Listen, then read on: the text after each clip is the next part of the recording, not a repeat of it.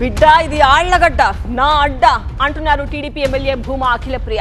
నన్ను కాదని కూటమిని కూడికలు తీసివేతలని ఎవరైనా ఆళ్లగడ్డలో పదవులు తెచ్చుకుంటే ఖబర్దార్ అని హెచ్చరించిన అఖిలప్రియ అన్నంత పని చేశారు. సర్కారు జనసేన నేతకు మార్కెట్ కమిటీ చైర్మన్ పదవి ఇస్తే ఇంతవరకు ప్రమాణ స్వీకారం కూడా చేయనివ్వలేదు. మరి పిఠాపురంలో వర్మపై చర్యలు తీసుకున్న అధిష్టానం అఖిలప్రియ పైన ఫోకస్ చేస్తుందా? జనసేన నేతకు మార్కెట్ కమిటీ చైర్మన్ యోగం దక్కుతుందా?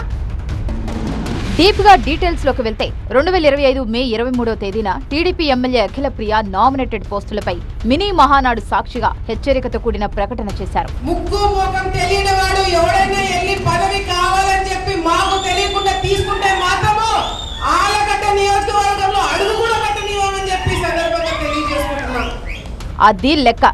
ఆళ్లగడ్డలు అఖిలప్రియను కాదని ఎవరు పదవి తెచ్చుకున్నా అంతే సంగతులు. పదవి దక్కదు, పరువు దక్కదని వార్నింగ్ ఇచ్చారు Akhilapriya. Allagadda market committee chairman గా అవకాశం ఇవ్వాలంటూ 4 పేర్లను టీడీపీ అధిష్టానానికి సిఫార్సు చేశారు అఖిలప్రియ. అయితే ఎమ్మెల్యేకు షాక్ ఇచ్చింది టీడీపీ అధిష్టానం. కమిటీ చైర్మన్ అఖిలప్రియ సూచించిన టీడీపీ నేతలకు కాకుండా జనసేనకు అవకాశం ఇచ్చింది. అఖిలప్రియ చెప్పిన వారికే పదవి ఇవ్వాల్సిన అవసరం తమకు లేదని మెసేజ్ ఇచ్చింది అధిష్టానం. జనసేన నేత మల్లయ్య భార్య సురేఖకు మార్కెట్ కమిటీ చైర్మన్ పదవి కట్టబెట్టింది. మార్కెట్ కమిటీ పాలక మండలి సభ్యుల ఎంపికలో అఖిలప్రియకు ఛాన్స్ ఇచ్చింది.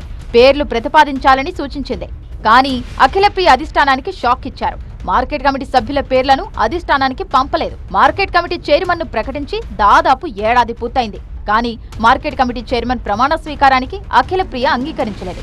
దీంతో ఏడాదిగా సురేఖ ఎదురుచూస్తున్నారు.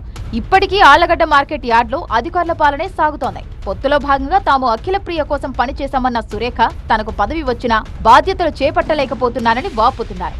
డిప్యూటీ సీఎం పవన్ కళ్యాణ్ జోక్యం చేసుకోవాలని విజ్ఞప్తి చేస్తున్నారు. పిఠాపురంలో జనసేన టీడీపీ గొడవకు పరిష్కారం చూపిన అధిష్టానం ఆళ్లగడ్డలో కూడా జోక్యం చేసుకోవాలని జనసేన నేతలు కోరుతున్నారు.